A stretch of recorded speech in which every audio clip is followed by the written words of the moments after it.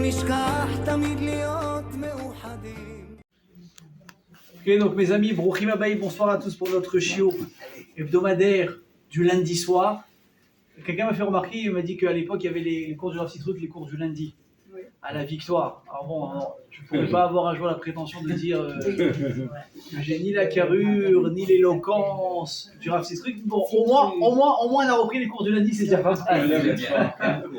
Les attachés à Alvaï. Bon, l'essentiel, c'est de faire du Zikouya Rabim et de ressortir toujours, éventuellement, et bien sûr, renforcé par un nouveau cours de Torah. Alors, sans plus attendre, les amis, justement, parce qu'on parle du Rav Sitruk, je pense qu'une des choses qu'on peut tous lui reconnaître jusqu'à aujourd'hui, et d'ailleurs, je peux vous dire que j'ai un plaisir aujourd'hui à écouter les cours du Rav Sitruk.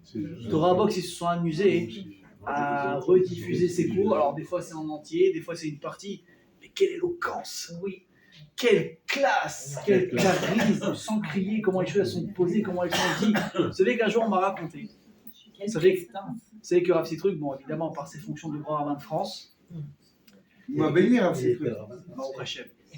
Par ses fonctions, donc il fréquentait des gens très haut placés, le président de la République, Chirac qui était son ami, il appelait Jacques, il appelait Truc, bon, c'était de très bons amis, Gaston Defferre à Marseille, etc. Bon, il connaissait du beau monde, et il paraîtrait, je ne me rappelle plus qui m'avait dit ça, mais c'était une personne qui était proche des Sitruk, donc je pense que c'est vrai. Il paraîtrait que quand il y avait des espèces de représentations officielles, ou bien des cérémonies, etc., donc il y avait nombre de personnes qui devaient parler, dont le Rav Sitruk, on écoutait bien, on demandait à l'organisateur des discours de toujours parler avant le rabbin Sitruk.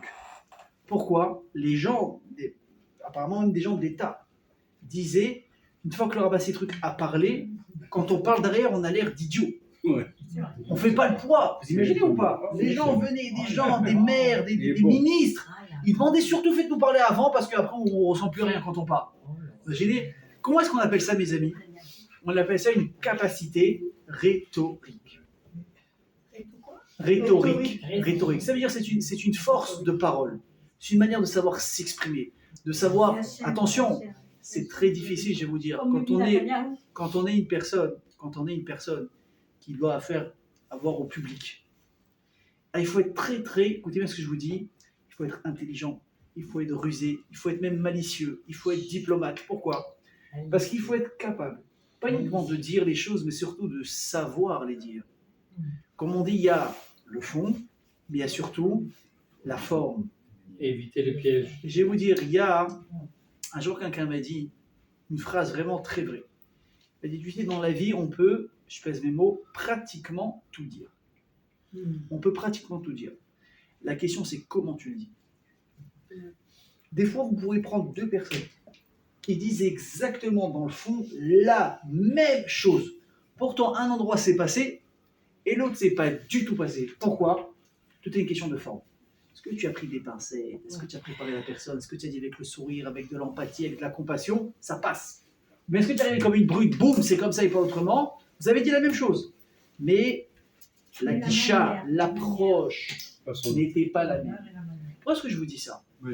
Parce qu'évidemment que quand on a besoin d'être un manig, un dirigeant, il faut avoir une rhétorique extraordinaire, il faut avoir une force de rhétorique, il faut avoir, comme on dit, de la parlotte.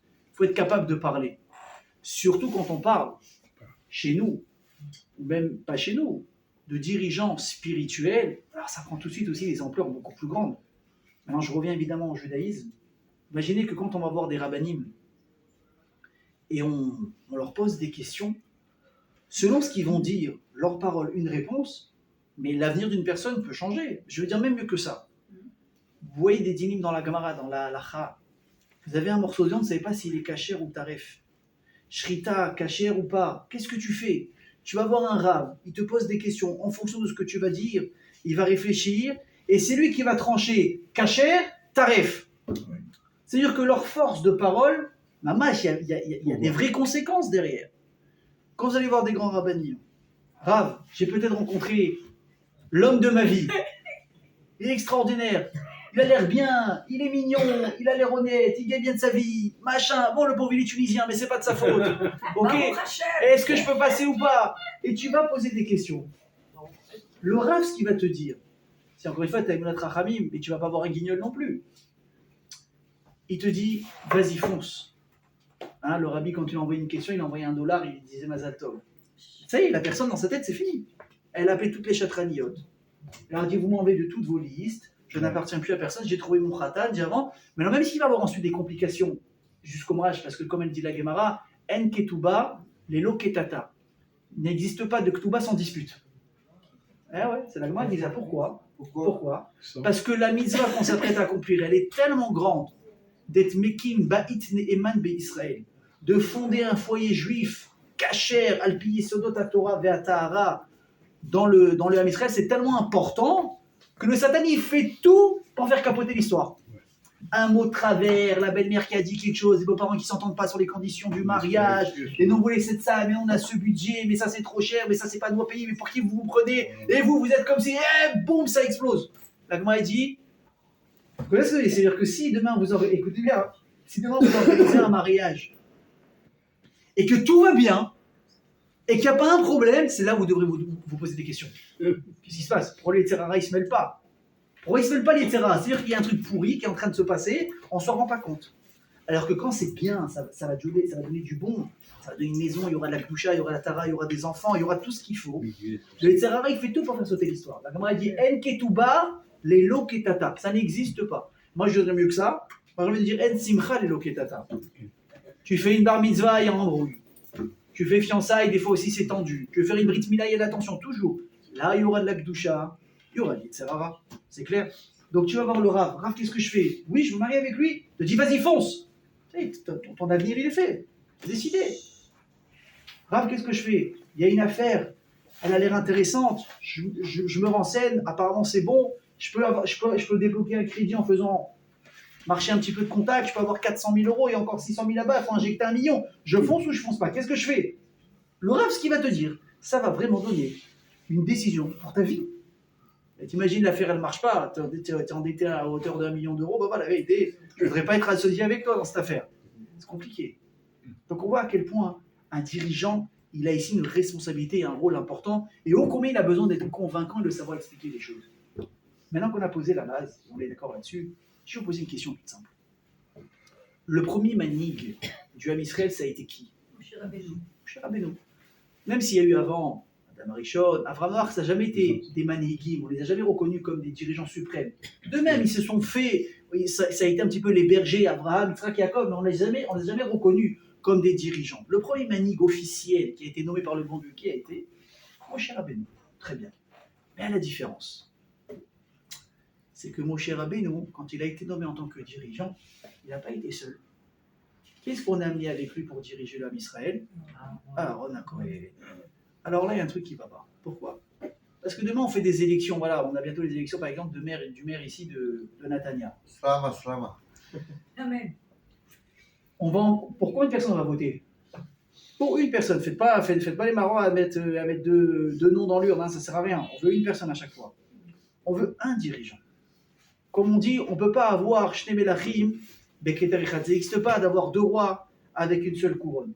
Aujourd'hui, quelqu'un m'a dit d'ailleurs un très beau chidush, écoutez bien. Je vous une petite parenthèse comme ça. Je vous dis, c'est toujours l'avantage d'aller dans un Beth Midrash. À part le fait que tu entends des chidushim autour de toi. Quelqu'un m'a dit, on connaît tous l'histoire quand Hachem a créé les astres, le soleil et la lune. On sait que le soleil et la base avaient la même taille, brillaient de la même manière.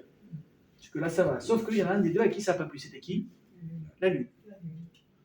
Quelqu'un m'a dit un jour, tu t'es déjà posé la question, à quoi ça sert les étoiles? À quoi ça sert les étoiles? Le soleil, je veux bien. Bon, la lune, ok, elle a été rapetissée, etc. Mais les étoiles, ça sert à quoi? Je ne sais pas, il me dit, alors écoute.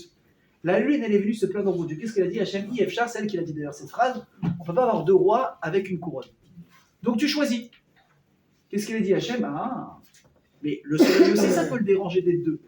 Pourtant, lui, il ne s'est pas plaint. Donc toi, tu t'es plaint, va et rapetissez. Donc la lune, qu'est-ce qu'elle a fait? Elle s'est rapetissée. Et jusqu'à aujourd'hui, c'est ce qui se passe. Maintenant, écoutez bien ce qui s'est passé. La lune, elle a appris de son erreur. Elle a avalé l'erreur qu'elle a fait et elle a demandé pardon. Une personne qui est capable de reconnaître et de rester modeste au final, chez lui, tu sais quoi, finalement, toi aussi, tu vas voir la malchoute. Il lui a donné, entre guillemets, des sujets qui vont être les étoiles. Ils sont là pour servir la lune. Et quelqu'un m'a dit, regarde jusqu'où ça va. Quand Hachem, il a créé le monde, on sait que l'eau, à l'époque, où est-ce qu'elle était? Uniquement en haut.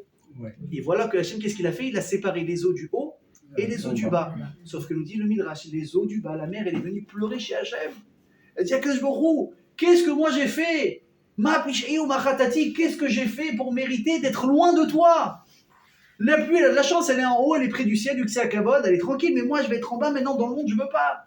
Et elle s'est mise à pleurer. Bon, vous voyez pas la différence, elle était déjà mouillée. Vous voyez? Mais elle n'était pas contente.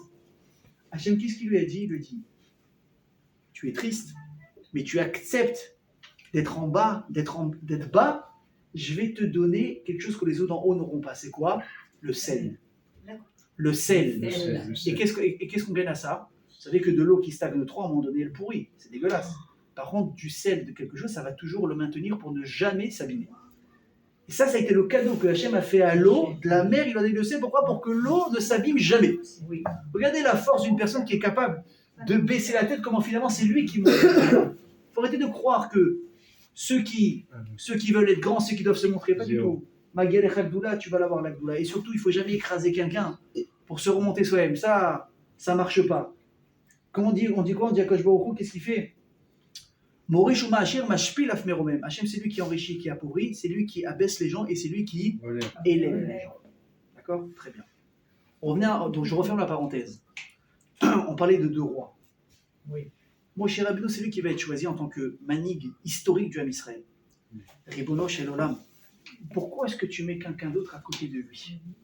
Pourquoi est-ce que, en tant que premier exemple de manig du monde, tu vas faire ici un espèce de bilboul, un schéma pas clair, en mettant deux personnes?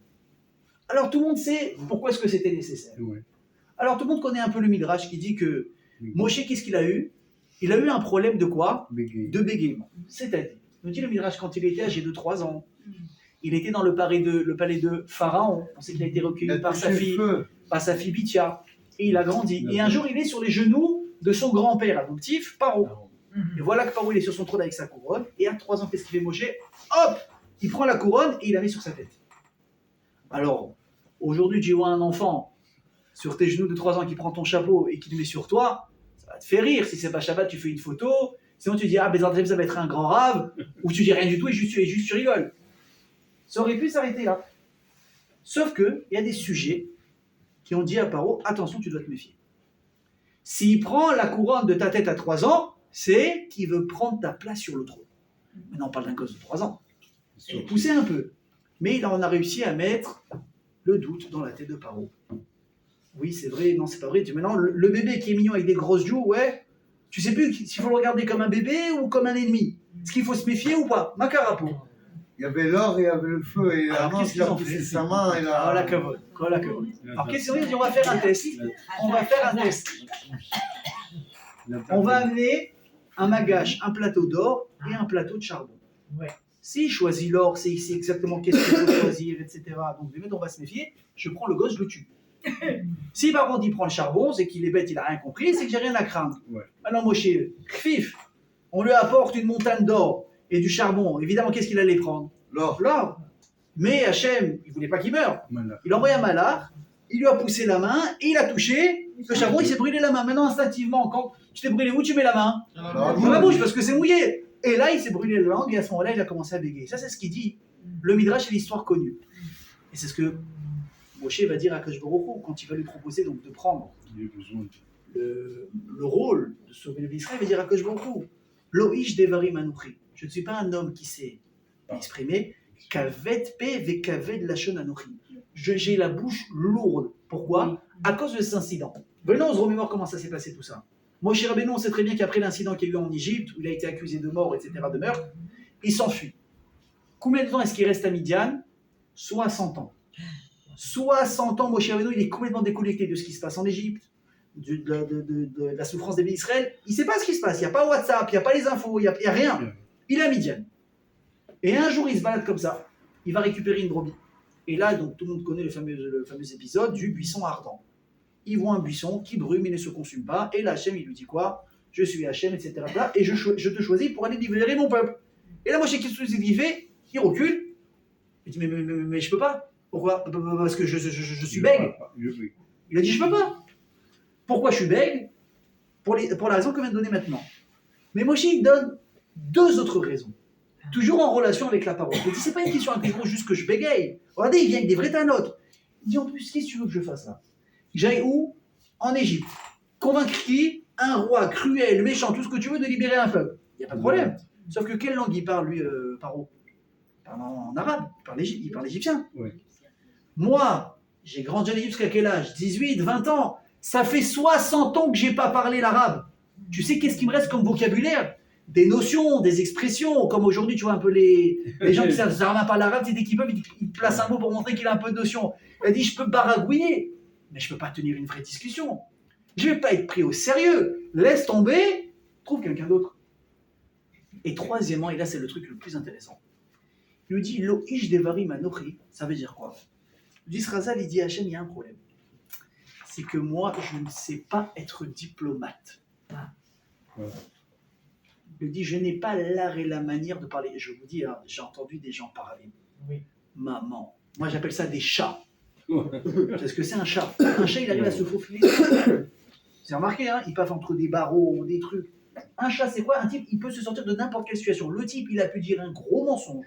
On dit, vous avez dit A, vous affirmez oui, oui, oui. Et bon, on sort un enregistrement, le gars, il dit B. Mais ça, c'est tellement gros. Toi, tu dis ça et moi, je suis mort. Le type, il se dégonfle pas. Et il a un toupet, truc, il te retourne la situation. Vous avez vu des fois, je ne veux pas citer de nom d'aucun président, d'aucun ministre, je ne veux pas avoir de problème avec qui que ce soit. Enfin, tu vois, il tourne la situation, vous n'avez pas honte, et comment si, et comment ça, et ta, et vous sortez des propos, et il te retourne la situation extraordinaire. J'ai dit, Hachem, ça, moi, je ne sais pas faire. Je ne suis pas diplomate, et je ne sais pas lécher les bottes, et passer un coup de violon, et dire quelque chose sans avoir rien dit en fait. Un jour, j'ai vu une démonstration. Un type politique qui montrait comment gagner du temps à la montre dans un débat. Parce que vous avez chacun un temps de parole, etc. pour éviter des questions gênantes. Surtout, on va dire, quand tu as les questions de l'adversaire, tu sais à peu près sur quoi t'attends, tu prépares tes réponses. Mais des fois, tu as pris le dépourvu. Ah, il te pose une question très, très, très compliquée. Et toute une déballe pendant plus d'1 minute, 1 minute 30. Le type, il a parlé pendant 1 minute 30, il n'a rien dit.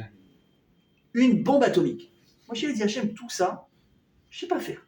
Pourquoi? Parce que moi, je suis ce qu'on appelle Pi, Velibi, Shavim.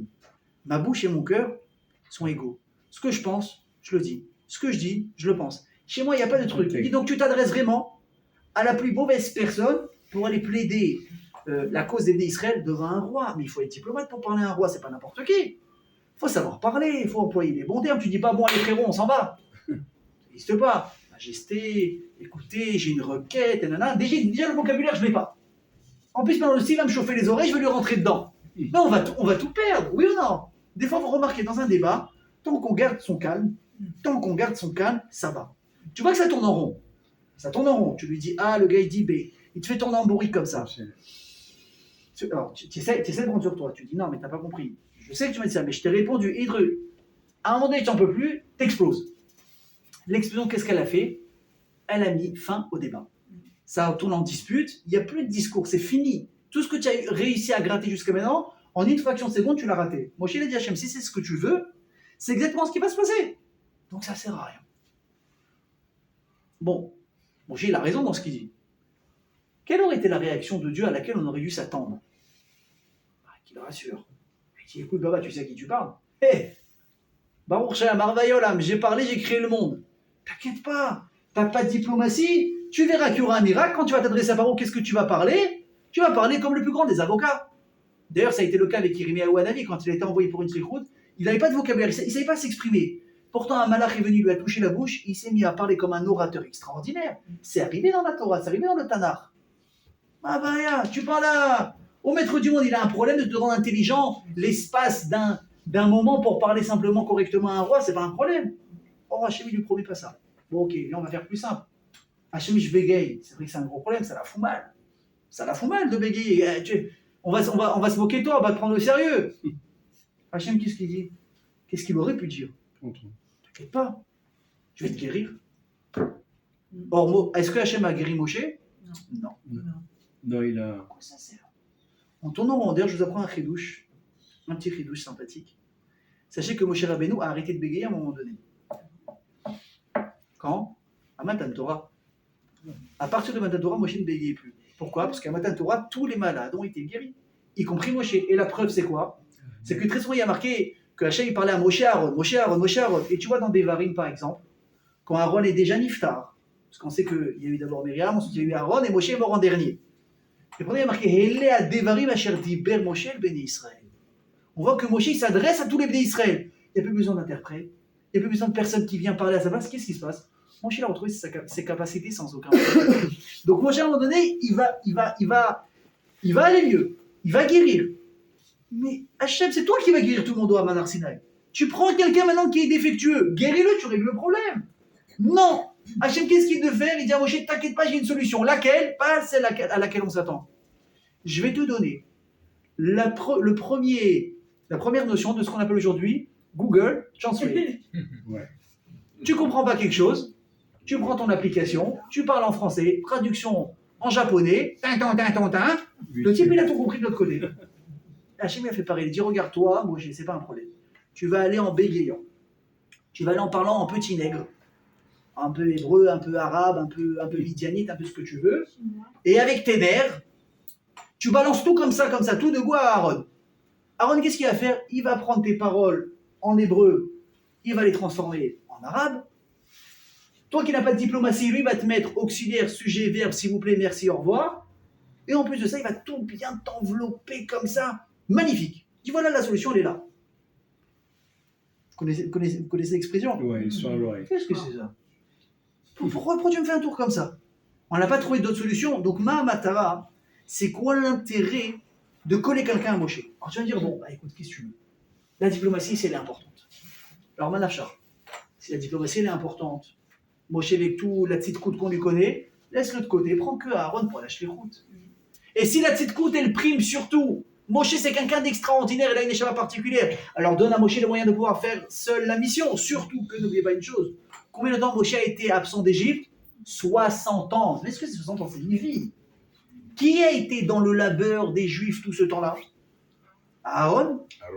Qui parlait, qui faisait l'intermédiaire s'il fallait avoir des messages de Dieu avec le Béni Israël pendant 60 ans? Aaron. Qui a été le porte-parole de Israël par rapport au palais? Aaron. Aaron, il est déjà dans le rôle. Il a tout. Il a les données en main. Et des fois, tu parles avec des gens, tu dis, mais je comprends pas, d'où tu sors ce dossier, qu'il y a des ça, il y a des problèmes. Vous avez des dossiers tout prêts, vous pouvez mettre ça sur un bureau, on se planche, mais Aaron, il a tout. Ça fait 60 ans qu'il écrit. Tu vois, il y a ça, il y a une telle maltraitance. Il connaît tout. Donc, on ne comprend pas ici pourquoi est-ce que Akadosh Baruch Hu, quelque part, il est en train de se servir des deux, alors que quelque part, les deux ne sont pas complets. Soit tu complètes l'un ou l'autre. Mais pourquoi, en tout cas, on va faire ici, comme on l'a dit, deux choses. Parce qu'il était modeste. Arrête, on va y arriver. Oui. Et il y a autre chose aussi sur lequel je voudrais attirer votre attention. C'est surtout l'entêtement du refus de Moshe. Combien de temps ça a duré le jeu? Une semaine. Pendant 7 jours, jour après jour, Moshe, Hachem, il est en train d'essayer de convaincre Moshe d'accepter sa mission. Et Moshe, qu'est-ce qu'il dit? Non. Shelach na beyat tishlach. Prends quelqu'un d'autre. Prends mon frère. Je ne suis pas apte. Je veux pas. Je peux pas. Alors bon, si demain je vais te donner, je sais pas moi, une responsabilité, une autre responsabilité, avec beaucoup de problèmes à gérer, tu peux. Pardon, éventuellement refuser. Mais là, on ne parle pas uniquement d'être PDG d'une société. Qu'est-ce qui se passe en parallèle en Égypte? Il y a des enfants qui se font égorger, il y a des gens qui se font briser physiquement et mentalement. On parle d'esclavage comme jamais on a connu. Donc le temps que tu es en train de perdre à dire oui, à faire la fine bouche, qu'est-ce qui se passe? Les gens, ils meurent. Les gens, ils souffrent. Et plus tu repousses le moment, et qu'est-ce qui se passe? Tous les gens, à cause de toi, ils ne sont pas libérés. Et moi, je dis, ça ne va pas. Et par contre, en parallèle, la Torah dit, elle pointe ça du doigt sur Moshe. Elle dit, regardez, il y a un truc qui est bizarre. Dans la Torah, il y a encore 2 autres personnes qui avaient été appelées pour une mission compliquée. C'est qui? Le premier, c'est qui? C'est Abraham. Dernière épreuve d'Abraham, c'est quoi? Karnaen bidcha, etichilecha, asherata Israël, velech lecha Israël, veleusham leola. Prends ton fils, que tu as attendu pendant 100 balais, 100 ans. Celui dont je t'ai dit qu'il est Yitzhak et Karé les Chazara. En plus, Hachem a dit, c'est par Yitzhak que je vais te donner une descendance. Donc Abraham, il comprend très bien. Si je tue mon fils, il n'y a plus de promesse. Il n'y a plus de promesse, il n'y a plus d'avenir, il n'y a plus rien. Tout ce que j'ai espéré jusqu'à maintenant, ça va disparaître. Qu'est-ce qu'il fait Abraham? Quand il comprend la mission d'Hachem, qu'est-ce qu'il répond? Yomer Abraham, Inéni. Dis-moi, vite, et va y acheter Abraham Baboker. Il va se lever tôt le matin. Tu imagines ou pas? Demain, Khadijam, tu as rendez-vous chez l'huissier, donc déjà, tu dors pas, mais tu vas essayer d'aller jusqu'à la dernière minute de ne pas y aller. C'est normal, tu n'as pas envie de vivre la rama de ta vie. Abraham, qu'est-ce qu'il fait lui? Il dort, très bien, serein. Il se lève tôt. Pourquoi? Parce que Zrizim a dit la mitzvot. Parce que c'est une mitzvah de faire les mitzvot rapidement et de s'empresser. Vous voyez, des fois, moi, j'ai vu des rachés yeshivot âgés de 90 ans monter des escaliers pour aller à la yeshiva. Vous savez comment il est monté? S'il avait un peu d'énergie, presque il courait dans l'escalier. 90 ans. Ouais. Je dis, Razmakara. Il me dit, Zrizout. La méthode de la Zrizout, de faire les choses rapidement, c'est une mitzvah en soi. Qu'est-ce qu'il a dit à Abraham quand il devait égorger son fils, Hachem? Quand? Où? Quand? Comment? J'y vais, je suis là. Yosef. Jacob lui dit, Yosef, va à Dothan et tu me dis ce qui se passe avec tes frères, je veux avoir une nouvelle, ça fait quelques jours que je n'entends pas. Yosef, il ressentait que c'était un guet-apens l'histoire. Il dit, attends, quand je suis avec mon père, déjà, je suis dans un territoire hostile, mes frères, ils m'aiment pas trop, ils me parlent plus, je sens qu'il y a un truc qui va se passer, encore je suis chez papa, ça va. Je m'éloigne de chez mon père. Il n'y a plus de surveillance, il n'y a plus d'ashgacha, il n'y a plus de protection. Je la sens mal. Il a senti qu'il y avait un truc qui allait lui arriver. Et pourtant, qu'est-ce qu'il a dit, Yosef? Inéni. Papa, c'est quoi la mitzvah? C'est quoi la shlichut? Je ne pose pas de questions. D'abord, je fais ce que j'ai à faire, après, je me poserai des questions. Mon cher Rabbeinu, on t'a demandé de tuer quelqu'un? Non? On t'a demandé de mettre ta vie en péril? Non? Au contraire, on te demande d'aller aider des gens à arrêter de souffrir. Et toi, tu dis quoi? Je sais pas. J'ai pas envie. Je parle pas bien. Et Dieu, il doit te convaincre. Vous avez compris ce que ça veut dire pendant une semaine? Hachem, il te supplie. Hachem, il te supplie pendant une semaine, tu refuses. Et pire que ça, je vous dis vraiment, c'est intéressant le personnage de Moshe. Quand Moshe, finalement, il va accepter la mission, le Midrash Tanchuma, il nous dit qu'à chaque fois qu'il a pu s'en débarrasser, il a essayé de s'en débarrasser. Qu'est-ce qu'il a fait? Il a dit à Hachem, tu sais quoi, allez, j'y vais. Bon, tu veux que j'y aille, j'y vais. Il prend son âne, il va en Mitzrayim. Tout le monde connaît l'histoire. Il va parler à Paro, libère mon peuple, qu'est-ce que Paro lui a dit? Il va te faire cuire un œuf. En gros. C'est ça. Il dit, ça va pas ou quoi? Ouais. Moi, il a dit, tu crois que je vais laisser partir une main d'œuvre de millions de personnes gratos? Oh, ouais. Mais t'es fou! Prends tes affaires et dégage. Et en réponse à ça, tout le monde sait ce qui s'est passé. Paro, il a dit, attends, regarde, tu viens pourquoi? Pour sauver les Juifs. Pourquoi? Parce qu'ils se plaignent. S'ils se plaignent et qu'ils pensent à la différence, c'est qu'ils ont du temps pour penser. Donc, ils ne travaillent pas assez. Il a endurci l'esclavage à la suite de la prise de parole de Moshe. Moshe, il a vu ça, il a dit à Hachem, regarde, moi, je ne suis pas venu pour faire des dégâts, je suis venu pour arranger les choses. Donc, non seulement je n'ai pas arrangé, j'ai abîmé. Merci, au revoir, je m'en vais. Moshe, il est parti pendant des mois, il a disparu, il ne voulait plus revenir en Égypte. Bon, ça, si Dieu veut, on parlera dans les cours des semaines à venir. Il a disparu de la carte. Il a dit à Hachem, c'est pas pour moi, il a essayé encore de se dédouaner. Finalement, il va arriver et il va se sur les Israël d'Égypte. Il va dire Hachem, ça y est, j'ai fini mon job. Hachem dit, il n'a pas fini, il faut ouvrir la mer, il faut donner la Torah. Bon, ok, on y va. Et quand il finit, il donne la Torah, etc., il dit Hachem, bon, maintenant on a fini. Je me dis, on n'a fini de rien du tout. Reste, assis-toi, il y en a le temps. Il dit, maintenant tu vas apprendre toute la Torah au Bnei Israël. Touma et Tara, allez, vas-y, commence le boulot. Mais tu vois que Moshe, il n'a jamais été vraiment, on va dire, convaincu de cette mission. La question, c'est pourquoi répondre à Hachem? Si Hachem, il te choisit, c'est qu'il y a une raison. Qu'est-ce qui te peut permettre à toi de refuser une mission qui est destinée à toi par le bon Dieu lui-même? Et là, je vais vous apprendre quelque chose peut-être que vous savez déjà. Mais tout est une question de regard. Chazal nous apprend que dans la vie, il y a un grand yesod. C'est qu'en général, écoutez bien ce que je vous dis, la personne la plus adaptée à un poste est souvent celui qui n'en veut pas du tout. Je vous donne un exemple. Il n'est pas le. Je vous donne un exemple. Dans des synagogues, elle est composée de deux styles de personnes. Les personnes qui savent chanter et les personnes qui croient qu'ils savent chanter. Le problème, alors, évidemment, tout le monde sait qu'il ne sait pas, mais le seul qui ne sait pas chanter, c'est lui. Il est persuadé que c'est un ténor, il est persuadé qu'il peut faire The Voice, il est sûr que s'il va avoir les 4 chaises qui vont se retourner, il est certain qu'il va faire un carton. Mais quand il chante Ribono Shel Olam, tu dis c'est un gaïna, c'est un paratabrod. Imagine, tu passes Kippour à côté de lui, tu meurs. Ok? Maintenant, qui, à votre avis, a le plus envie de faire la tefila à chaque fois? Celui qui chante ou celui qui chante pas bien? C'est celui qui chante pas bien. Mais je l'ai vécu 1000 fois. Tu vois, les belles voix, ils sont timides, ils sont réservés. Bon, il y en a aussi, ils vont se faire voir, c'est pas grave. Mais les vrais potentiels, tu dis non, je veux pas, il est timide, je veux pas, un truc, machin. Ah, qui te fait une fila, il t'a sorti la neshama pour te la faire. Et celui que tu veux pas entendre, le premier, je peux, si tu fais exprès, tu fais semblant de pas le voir. Quelqu'un veut faire shachrit, pousse-toi à toi limite. Pourquoi? Parce que très souvent, les moins adaptés, c'est ceux qui courent derrière le plus le poste. Et les plus adaptés, ils en veulent pas. Vous savez pourquoi? Et ça, c'est un truc extraordinaire sur Moshe Rabbeinu. Et c'est un truc que la Torah nous apprend. C'est que dans le judaïsme, mes amis, avoir un poste, avoir une responsabilité publique, ça veut dire une chose. Si c'est bien fait. C'est que moi maintenant, je vais m'oublier pour les autres. Prenez un exemple tout simple. Je ne parle pas ni des politiciens, ça c'est vraiment pas une référence pour moi. Aujourd'hui en politique, tout le monde sait, ils s'occupent de leur plaisir personnel, de leurs intérêts avant tout, et après ils regardent le peuple. Regardez les pays des ministres, etc., par rapport à ce qui se passe dans la misère en France, etc., c'est de la folie. Mais bon, c'est des beaux parleurs. Je vous parle moi d'un regard de Torah. Tu prends un rav de Keïla aujourd'hui, un rabbin qui a une synagogue et qui fait son boulot comme il faut, mais le type, il n'a pas une seconde à lui. Il est occupé en train de préparer des shurim qu'il doit donner matin, midi et soir, le Shabbat, les fêtes. Ensuite, il y a des conseils.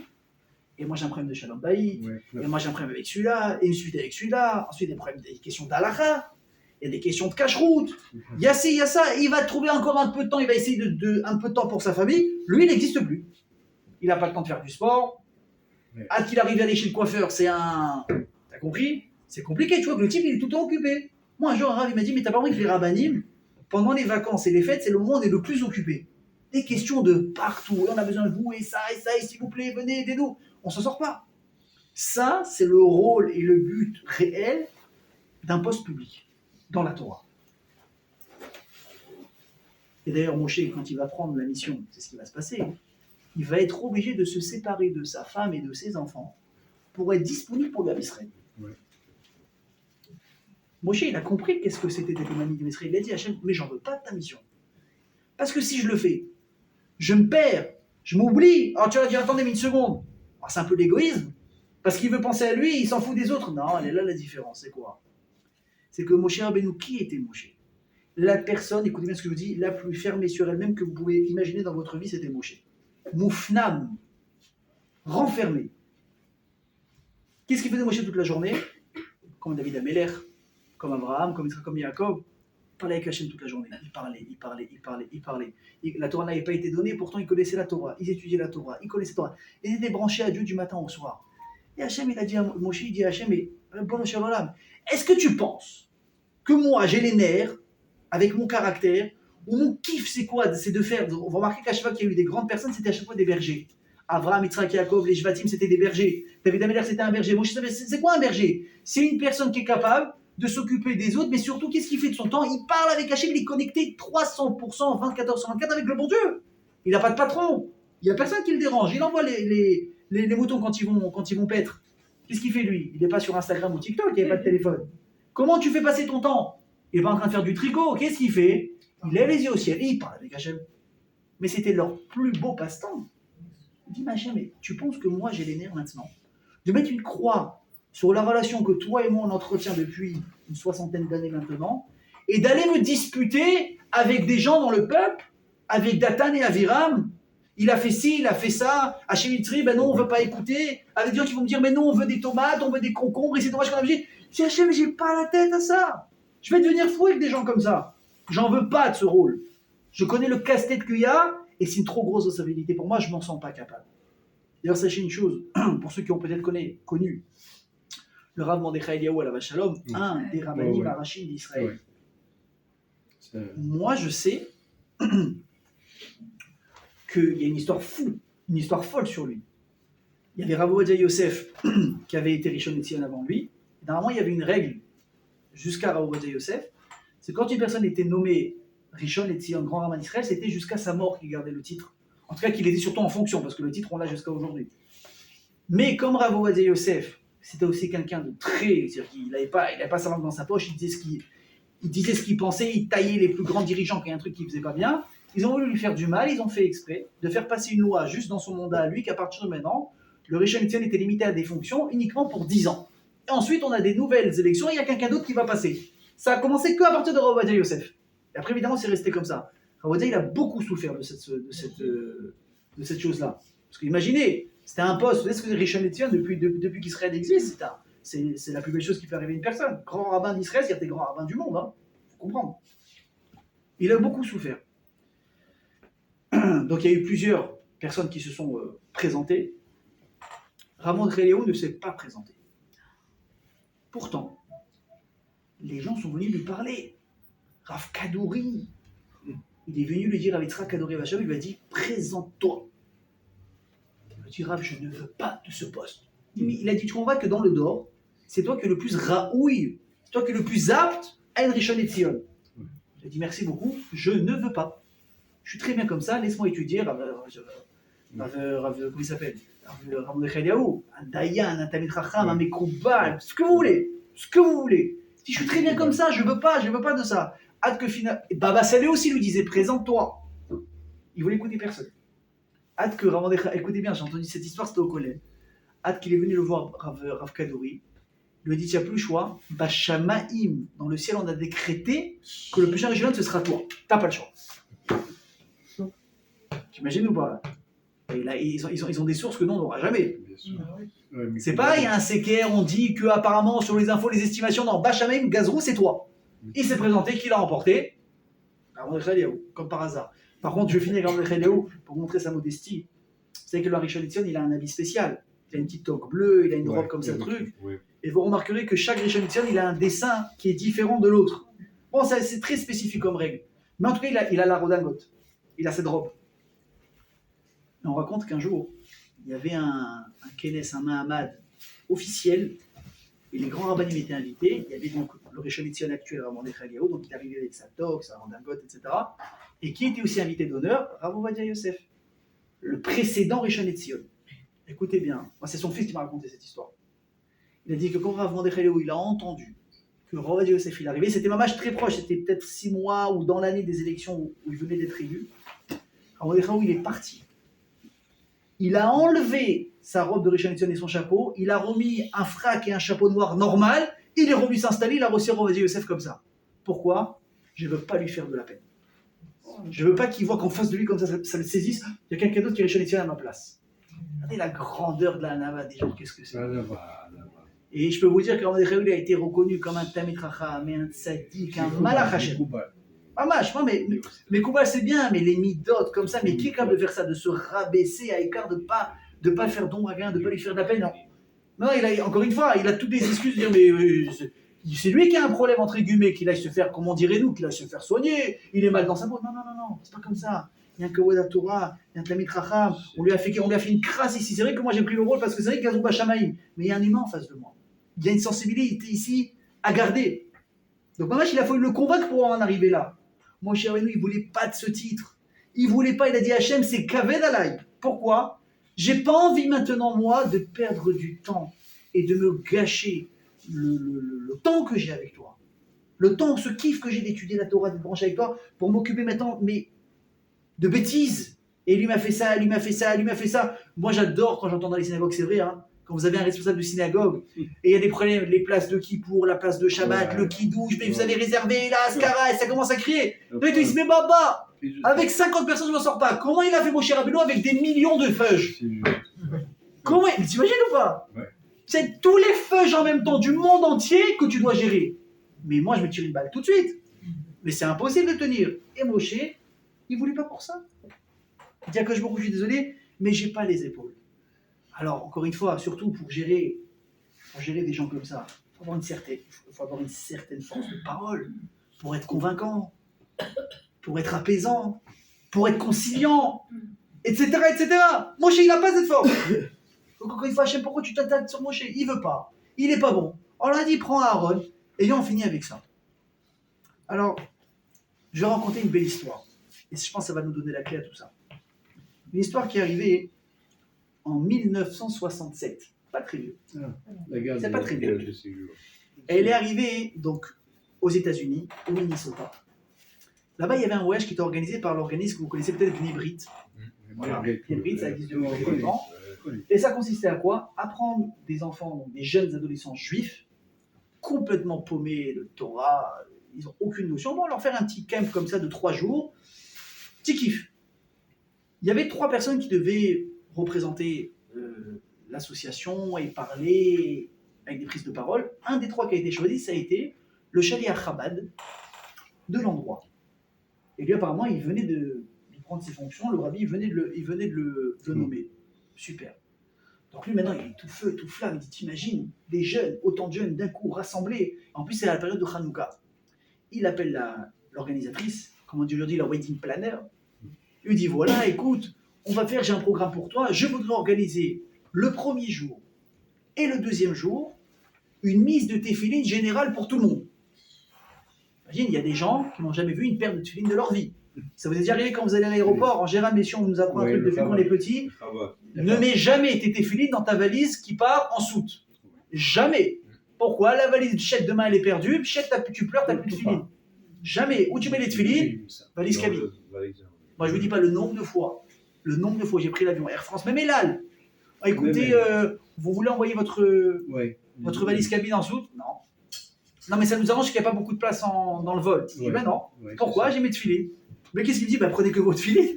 Je lui dis, non, je peux garder la valise. Exactement. Mais les filles, ils étaient toujours truc. Pourquoi? Tu sais pas ce qui peut se passer. Alors, ça m'est arrivé, vous allez en France, vous prenez l'avion, des fois la valise elle sonne ou quoi, on vous ouvre la valise, vous avez les types qui commencent à ouvrir, le type il regarde le projet de filet, il dit, c'est quoi ça? Qu'est-ce que c'est? Alors bon, ils sont un peu respectueux. Alors, je dis, c'est un objet religieux. Je peux toucher, je préfère que ce soit moi. Bon, d'accord. Il me dit, ok, montre-moi ce que c'est, je le montre. Je dis, voilà, c'est une boîte. Dedans, il y a des écritures, on les met, il y a la lanière. Il me regarde, mais on dirait un fou. On dirait un fou, mais un illuminé total. T'as passé ça, tu peux arriver jusqu'à l'avion sans problème. C'est-à-dire, tu peux passer de la drogue dans la valise, ils vont plus vérifier. C'est illuminé pour eux. Mais sachez que même chez nous, les juifs, il y a des juifs qui n'ont jamais vu une paire de téfilines. Donc le Rav, il a dit, ça va être un Kiddush Hashem de folie. En plus de ça, premier jour de Hanouka, allumage extraordinaire de la Hanoukia, on va faire une folie. Top, ok. Premier jour, ça se passe bien. Les jeunes, ils sont là. Ah oui, non, une seconde. Maintenant, il y a un souci. C'est quoi? Il y a à peu près, je crois, 300 jeunes qui doivent venir. Il faut trouver des paires de téfilines, là. Au moins 150, 200 paires. Les mecs, ils vont pas faire la gamme des téfilines. Qu'est-ce que je fais? Il envoie une question au Rabbi. Voilà, Rabbi. C'est une bonne idée. Ouais, super. Les téfilines. Il lui dit, t'inquiète pas, le t'active, le budget, on va le débloquer. Il faut que les téfilines soient prêtes. Donc, ils font du lachat dans tous les sofrim, les scribes de New York. Rapide, on écrit le maximum de téfilines possible. On dépêche 2 jeunes, hop, qui voyagent. Ils amènent les téfilines pour le jour J. Super, tout va bien. Le rabbin, il arrive. Il fait, entre guillemets, son speech et il parle, Hanouka, les téfilines, l'importance. Les jeunes, ils sont enchantés. Ils viennent mettre les téfilines. Waouh, magnifique, tout le monde est content, super. Ça se passe bien. Deuxième jour. Bon, t'as compris, tu ne parles pas de gens qui aiment ça, c'est nouveau pour eux. Première fois, ça peut marcher, ça enchante. Deuxième fois, ça peut commencer à prendre la tête. Il attend que la deuxième fois, ça passe. Troisième jour, par contre, il dit, là, je sens que ça ne va pas passer. Là, je suis en train de trop tirer la corde, c'est un milieu complètement chiloni, même l'organisateur, je vais lui prendre la tête, il va me dire non, ça n'est pas parti du programme à la base, c'était que le premier jour. Là, j'ai gratté le deuxième, troisième, ça ne va pas passer. Qu'est-ce qu'il fait? Qu'est-ce qu'un chassid il fait quand il a des questions? Il envoie une question à son Rav. Moi, demain, j'ai une question, j'appelle mon Rav, je ne sais pas quoi faire, 1, 2, 3, 4, qu'est-ce que vous en pensez? Il me dit, ok. Il envoie une question au Rav, il dit, voilà Rav, je ne pense pas que ce soit une bonne idée, ça va péter, ça va mal être pris. Réponse du Rav. Il lui dit, je l'ai noté parce que c'est magnifique. Elle dit, non seulement tu vas le faire, en plus ça, je te demande de faire 4 choses. Ouais. Il lui dit, la première, c'est que tu vas demander à l'organisatrice, la wedding planner, de également le rentrer dans le programme officiel de demain. C'est pas qu'on va le faire comme ça en mode, bon, celui qui veut, non. On reprend le microphone, quand on va se lever le matin, il y aura le programme qui va être affiché sur un roll-up. 9h30 du matin, mise à téfilines générale. Premièrement. Deuxièmement, tu vas proposer à tous les jeunes d'acheter les téfilines à moitié prix. La moitié, on leur a payé, et ils n'ont payé que la moitié. Troisièmement, tu vas inviter les journalistes à filmer l'événement. Et quatrièmement, donc on a dit tu vas faire l'allumage de la Hanoukia également en public. Encore une fois, on est en 1967, c'est pas maintenant, tu penses c'est normal les travaux de la Hanoukia et tout machin. Le type, déjà, il hésitait avec les tefilines, il se retrouve avec le papier, il va s'effondrer par terre. Il dit, maman, qu'est-ce que j'ai fait lui poser la question? J'aurais dû me taire. Hey, apprenez une règle sympa dans la vie. Quelqu'un un jour m'a dit, mieux vaut des fois s'excuser que de demander. Des fois, fais ce que tu as à faire. Tu dis, oh, oups, je savais pas. Ça passe mieux que de demander et qu'on te dise non et que finalement tu le fais. Là, tu n'as plus d'échappatoire. Alors que si tu fais le bête, tu dis, bon, je savais pas. Il aurait dû dire la vérité. Tu dis rien au rabbi ou à ton rab ou à n'importe qui. Tu fais rien. Eh, demande, mais pourquoi t'as pas fait? Ah, zut, je savais pas. Tu t'en serais bien sorti. Le type, il savait plus quoi faire. Bon, maintenant, encore une fois. Ça, ce que vous dites, c'est de la manipulation. De quoi? De dire, oui, c'est ironique. C'est ironique ce que je dis. Ah, d'accord. Je dis ce qu'il aurait dû dire, peut-être s'il voulait se sentir un bon compte. Maintenant, il est en train de regretter. Il se dit, est-ce que j'aurais pas mieux fait de faire ça? Et là, qu'est-ce qu'il fait le type? Maintenant qu'il a eu la réponse du rabbi et que c'est son rave, il n'a pas d'autre choix que d'appliquer, avec toutes les complications que ça implique. Et il va le faire. Et qu'est-ce qu'il se rend compte? Il va voir donc. Il est parti même vers le directeur général, il lui parle du programme, et là, c'est grande surprise. Le directeur général, il accepte de rentrer dans le programme, et il propose, parce que c'était un juif, il propose carrément, il dit alors, vous dites que vous avez la moitié du budget, moi je vous propose de payer encore un quart du budget. Donc les jeunes n'auront payé qu'un quart des téfilines s'ils veulent l'emporter. Écoute-moi, c'est un carton, les journalistes ils viennent, les jeunes ils mettent, ils achètent les téfilines, allumage, succès de folie. Le type il se rend compte que quoi? Que sans les conseils justes de son rave, il aurait complètement mis à côté. C'est quoi le message? Évidemment que l'histoire elle est belle, mais c'est quoi le message? Écoutez bien. Dans la vie, il y a ce qu'on appelle le émet et le chesed. Le émet, c'est la vérité. Le chesed, c'est la bonté. Ça veut dire, le émet, c'est quoi? C'est ce que Hachem, il veut que tu fasses. Ça s'appelle malasot. Qu'est-ce que tu as à faire? A, B, C, entre guillemets, marche ou crève. C'est ça qu'il faut faire. Ok. Et le chesed, alors, c'est quoi? C'est l'approche. C'est comment le faire. Dans la vie, mes amis, on a forcément toujours besoin des deux. Pourquoi? Parce que le émet, c'est, écoutez bien ce que je vous dis, c'est Hachem qui descend quelque chose vers nous. C'est le émet qu'on doit faire. Mais le chesed, c'est quoi? C'est d'accepter, de comprendre comment on le fait et pourquoi on le fait, et c'est de nous s'élever vers Hachem. Ce sont deux péroulottes complètement différentes. Un, c'est quelque chose qui descend du haut vers le bas, et l'autre, c'est le bas qui s'élève vers le haut. Rabota, qui est le émet? C'est Moshe Rabbeinu. Qui est le chesed? C'est Aaron HaKohen. Pourquoi? On aurait pu s'arrêter là, je vous laisse sur la fin, mais je vais expliquer quand même. Je l'ai bossé mon cours. Très bien. Excellent. C'est quoi le émet? Moshe Rabbeinu, c'est qui? C'est quelqu'un qui est capable, écoutez bien ce que je veux dire, de vivre comme un être humain et d'avoir sa tête comme un ange. Moshe, c'est au-delà d'un être humain. C'est une personne qui monte vivante dans le ciel pendant 40 jours et 40 nuits, qui se dispute avec des anges verbalement, qui les gagne, Vous imaginez ce que veut dire d'étudier la Torah de la bouche de Dieu? On ne peut même pas imaginer ce que c'est. Aujourd'hui, quand je te dis le rave de cette personne, ça a été Rav Ben Zion Abba Shaoul, waouh, quel son! Son rave à lui, ça a été Rav Yitzhak Kadouri. Waouh! Son rave à lui, ça a été, tu sais qui ça a été? Ça a été Rabbi Yaakov Abu Chatzera. Oh, mais tu tombes! Et t'as compris, tu montes la Moraï, d'ailleurs, tu imagines, je te dis demain, tu sais que ce type-là, il y a une massorette, que de père en fils, de père en fils, de père en fils, c'était les élèves de Rabbi Shimon Bar Yochai. Mais tu dis, c'est pas possible, c'est un malach Hashem. Moshe, avec qui il a étudié? Avec le bon Dieu lui-même. Le fait Chavruta, il a dit, Moshe, assis-toi, ça va bien se passer, ça va durer 40 jours, et je vais tout envoyer en ta. Il a étudié avec le bon Dieu. Il n'y a plus amitié que ça, il n'y a plus pur que ça, il n'y a plus droit que ça n'existe pas, c'est une règle. Moshe, il est capable de descendre la Torah au Am Israël Bevadaï.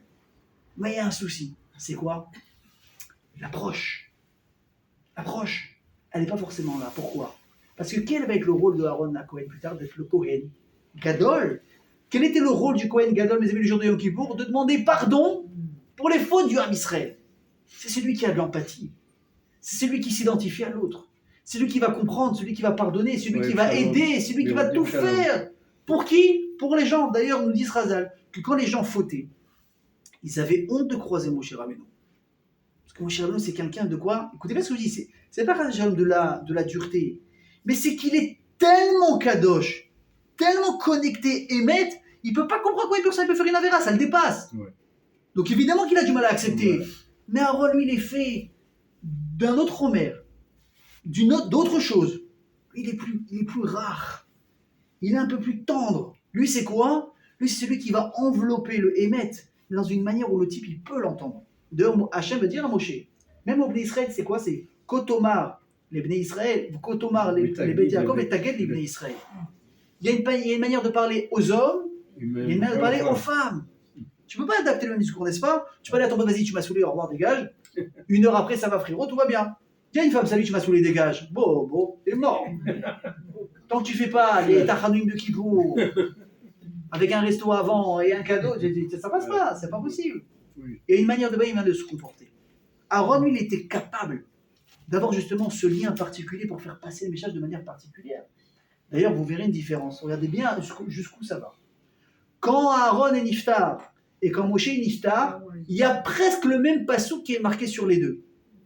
Il y a marqué dans Moshe, Vaïfkou, Béni Israël et Moshe, les Béni Israël ont pleuré Moshe.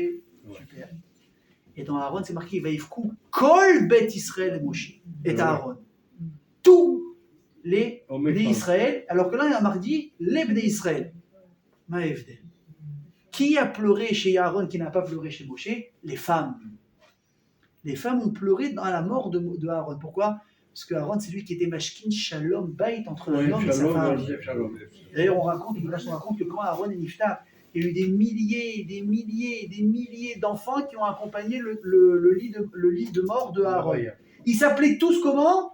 Aaron. Pourquoi? Parce que c'était des parents, des couples qui devaient divorcer, qui ont été rabibochés par Aaron, et finalement ils ont donné naissance à un enfant suite à, finalement ce match qui n'a pas été brisé. En reconnaissance, ils ont appelé cet enfant-là Aaron.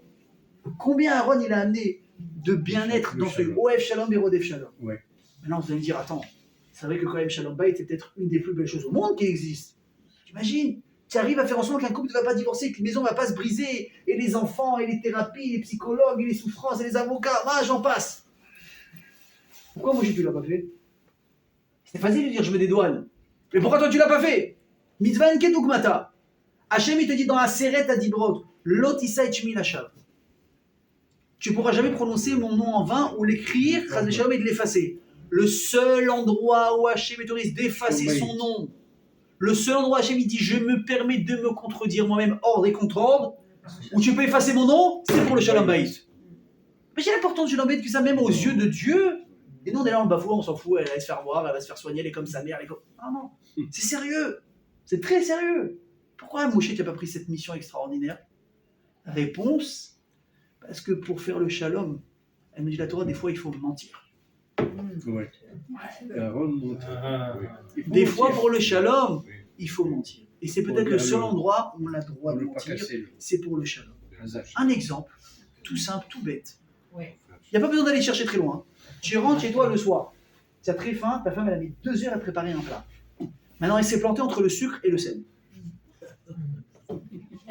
Maintenant ça fait, attention, ça fait 3 heures elle est dans la cuisine, elle est fatiguée, allez je vais rajouter une couche, elle est enceinte, d'accord, t'as compris, c'est-à-dire que t'as tout le schéma où ça peut péter à n'importe quel moment. Elle te fait le plat ou là le gâteau. Elle t'attend comme ça. Toi tu arrives, tu as faim en plus, ça sort du four, ça sort du feu, tu es content, tu coupes. Et là tu croques. Et tu te rends compte de ce qui se passe. Dans ta tête ça va très très vite. C'est soit tu es honnête et tu es mort, soit tu vas dire quoi? Tu vas t'étouffer, tu vas dire c'est excellent chérie. C'est excellent. La vérité c'est tellement bon, envoie-toi à ta mère. Vous savez qu'il y a une vraie histoire comme ça, avec le Chafetz Chaim. Un jour le Chafetz Chaim il était de passage quelque part, donc les gens ils se disputaient pour l'accueillir. On va inviter le Chafetz Chaim à table Shabbat. Kavod, machin, super. Et là, vous savez, chez Ashkenazim, le vendredi soir, qu'est-ce qu'ils mangent souvent? Une soupe. C'est un repas qui arrive souvent chez Ashkenazim, c'est la soupe. Donc évidemment, tout de suite, on fait kavod à qui sert en premier? Le Rav. En général, une dame, elle doit servir son mari. D'accord? Le mari dit non, le Rav d'abord, très bien. Il y a le père du boss, il n'y a aucun problème. On sert le Chafetz Chaim. Merci beaucoup. Le Chafetz Chaim, il commence à manger. Il goûte. Et là, il mange vite et il demande à être resservi, mais avant que les autres soient servis. Et il se sert, et là, carrément, il prend la soupière à côté de lui, et il se sert, et il garde l'assiette à côté de lui. Maintenant, t'as pas Bassali qui fait ça, personne va lui prendre le plat de viande à côté. Il veut le garder, il veut le garder. Et on va tous mourir de faim, mais on va pas oser. C'est-à-dire, t'es pas à la maison, vas-y, espèce d'égoïste, envoie le plat. Non, il fait. Il sert une fois, 2 fois, 3 fois. Il finit tout le plat. Tout seul. Personne ne comprend. Dis-moi, le rabbin, il se détend là. Qu'est-ce qui se passe? Personne ne comprend. On finit le repas, on fait birkat, il n'y a pas de souci. On s'en va. Les gens ils disent, Raphaël Sraïm, là, il s'est passé quoi là? Qu'est-ce qu'il leur dit? Il a dit, quand j'ai goûté la soupe, j'ai compris que la maîtresse Benoît devait être tellement stressée que je venais. Elle a eu la main très très lourde sur le sel, c'était immangeable. Immangeable. Elle a dit, je voulais pas qu'elle ait honte. Je voulais pas qu'elle ait l'archouma de son mari, de ses enfants, des invités. J'ai préféré moi m'étouffer avec le sel, j'ai la gorge qui brûle, que de lui faire honte. Donc on te dit c'est bon, tu dois dire c'est bon. Ah mais c'est un mensonge. Maman, pour le shalom, c'est Besséder. Qu'est-ce qui veut dire à Aaron? Il y avait des personnes qui s'étaient, mais quoi, déchirées, des insultes, je te parle plus. Vous voyez ça, ça fait mal moi. Allez voir Réhouven. Ça va? Dis-moi, j'ai entendu qu'il y a eu un bruit avec Shimon. Ah mais me parle même pas, je veux même pas entendre ce nom, c'est fini, le mec il est fini, je l'ai bloqué sur WhatsApp, je veux plus l'entendre. Ok. Une fois qu'il a mis sur ça pendant 5 minutes, il dit, bah, écoute, sois étonné. Ce matin, je suis passé au Kikar, là, au café. Il m'a arrêté, Shimon. Il m'a arrêté comme ça. Il me dit, Rabbi, il a dit, si vous saviez à quel point Réhouven me demande comment je veux faire le shalom, j'ai tellement envie de lui demander pardon, de m'excuser. Je me suis rendu compte de ce que j'ai fait. Je dis, mais non, tu rigoles, c'est pas possible. Tu sais hier comment il m'a parlé, comment il m'a insulté, il m'a dit que c'était moi qui est responsable de ça et tout ça. Et il dit, écoute, je sais pas ce qui est passé dans la nuit, il a fait introspection, crèche bonne des fèches, il s'en mord les doigts, il te demande Mechila, rien qu'une chose, il va venir te demander pardon. Le gars avec sa fierté, il dit, bon, écoute, si c'est comme ça, je suis prêt à lui pardonner, mais si vraiment il s'excuse, attention, pas des excuses bidons en mode je demande pardon, mais toi aussi, je veux rien te dire, tu vas rien entendre. Il fait ça, qu'est-ce qu'il va voir l'autre? Shimon, ça va? Pas qu'il y ait embrouille avec Réhouven hier. Il dit quoi, mais celui-là, mais je veux pas l'écouter. Bon, je connais la suite. Tu l'as bloqué sur WhatsApp, tu le truc, les enfants, tu veux plus qu'ils jouent ensemble à l'école, d'accord. Je suis passé ce matin-là par le canyon, je suis tombé sur Réhouven. Tu vas pas croire ce qu'il me dit. Il regrette, mais quoi il regrette? Il a pleuré tous les larmes de son corps. Tu sais que la femme marocaine il te rajoute des trucs, des machins. Incroyable. Il y a une chose qui le hante, c'est quoi? Il voudrait tellement s'excuser, te demander pardon, t'as même pas idée comment. Je dis arrête, tu rigoles. Et moi je rigole. Moi j'ai le temps de raconter des bêtises. En plus Sarah, tu peux pas le contredire. Il a dit bon, si c'est comme ça, je veux bien. Et là on voit les deux arriver, donc les deux sont sûrs que l'autre veut. Donc déjà lui c'est un petit peu radouci. Et là ils se voient les deux et ils se prennent dans les bras. Et mutuellement ils se demandent pardon. On a fait comment on arrive au shalom? Parce qu'on a un petit peu modifié la réalité. On a un petit peu modifié la vérité. Pour le shalom on a le droit de faire ça. Mais apprenez bien ce que je vous dis. Qui pouvait faire ça? Que Aaron. Moshe c'était tellement la droiture du début à la fin, impossible pour lui de faire un truc comme ça. Il n'était pas capable. Et Rabotai, c'est la clé de toute la question qu'on a posée depuis le début. Pourquoi, pour une première prise de décision, un dirigeant suprême qui va être le premier dirigeant de Israël, pourquoi 2? On a dit 2 rois avec une corotte, ça ne marche pas. Hachem veut t'apprendre un truc. Pour diriger, tu as besoin de 2 choses. Chesed ve'emet. La vie, c'est pas marche ou crève. C'est vrai que la Torah, elle est stricte, et elle est très claire dans ce qu'elle demande. D'ailleurs, vous remarquerez quelque chose, quand on dit on fait du kirouv, c'est quoi du kirouv? C'est-à-dire qu'on rapproche les gens à la Torah. Mais qu'est-ce qu'on ne fait pas? On ne rapproche pas la Torah des gens. C'est-à-dire que la Torah, tu ne peux pas la transformer. Ouais. Tu ne peux pas modifier la Torah pour faire plaisir à quelqu'un. Non. Tu vas faire en sorte que de rapprocher la personne à la Torah. Tu trouves les mots.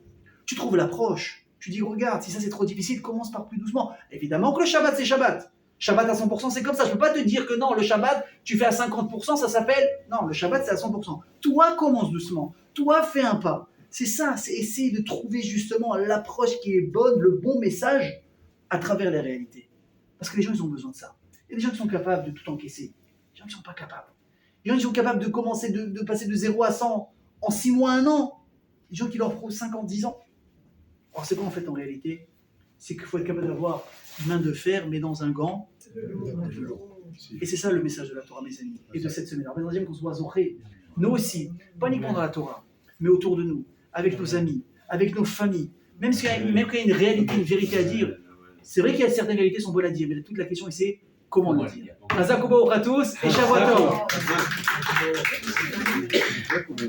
עם ישראל חי, אם לא נשכח תמיד להיות